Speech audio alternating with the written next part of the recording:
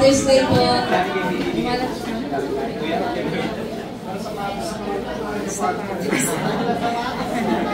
Hindi mo na yung binigay yung size nyo eh. Happy Father's Day po. Eh, tali mo na daw, tali. Matingin naman po niyo ang isa't isa bago namin kayo ipag-pray. Happy Father's Day po sa inyo. Lagi kayo mag-ilak. Sige po. Isa pa po mula sa akin. Happy Father's Day. Ready? Begin. Happy Father's Day. God bless you. God bless you. Amen. God bless you. Sige po, ipag-pray natin sila sa Panginoon. Salamat sa Diyos. Nananaba naman po kayo. Mukhang mga wala kayong problema. At ang mga kutis naman po nila nagpuputihan. Mukhang hindi nabibilad sa araw. Ano po? Salamat sa Diyos. Tayo po'y manalangin. Mga kapatid, tayo magsama-sama sa pananalangin. Dakilang Ama na nasa langit, kami lahat ay nagpapasalamat sa iyo sa umagang ito.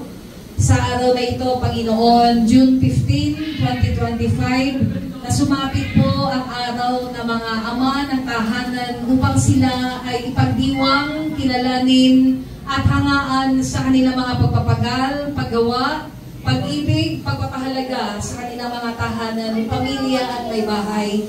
Panginoon, kami saludo sa kanilang mga paggawa, kami humahanga sa kanilang mga katatagan, kami nagpapasalamat sa kanilang mga buhay, at patuloy ka namin inaanyayahan, O Diyos, na saganang gumawa sa bawat isa sa kanila, lalong-lalo na sa mga bagay na nakatago sa kanilang mga puso't kalooban na hindi nila masaysay sa sinuman.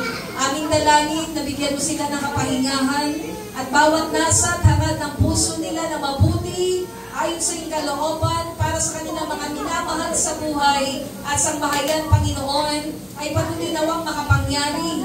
Ikaw ang Diyos na siyang patuloy namin tinatawagan, Panginoon, na siyang buminig ng kanilang mga panalangin, ng bawat bagay na kanilang hinahangad, maging ang mga bagay na nasa ng kanilang puso ay sagana mo ipagkaloob sa bawat isa sa kanilang, Panginoon.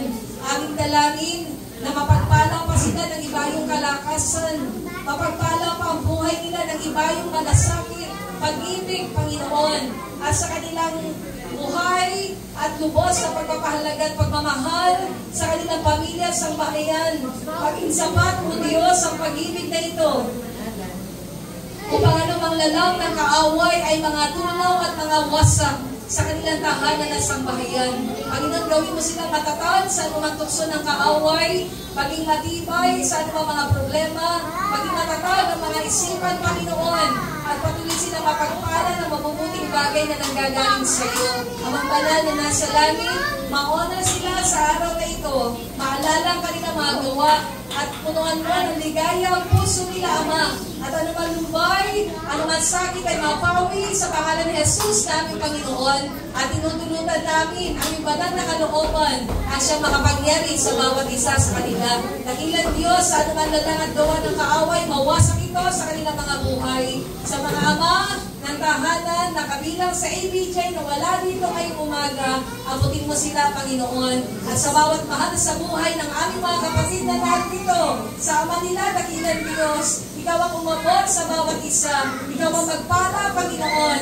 Ikaw ang pumuno ng kanilang araw ng kagalakan at mga bagay na galing sa iyo. Ang mamanal sa ilalim sila pinagkakatiwala, pagpapala, biyaya at buhay ay panaganahin mo sa kanila. Ang kanilang mga pagpapagal ay managana.